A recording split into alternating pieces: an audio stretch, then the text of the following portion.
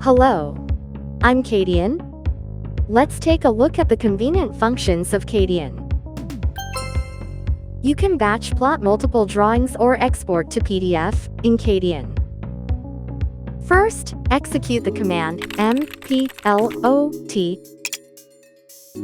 Specify the printer you will use.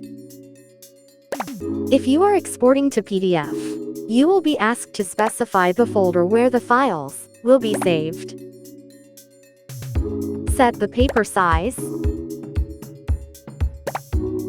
and scale. Then, specify the print offset. You can also configure the drawing orientation. Then, choose the print style table. For the print area, click the setting button and select the block form that you have defined. Finally, choose the print target from the list. Once you click the OK button, all selected drawings will be printed or exported to PDF at once.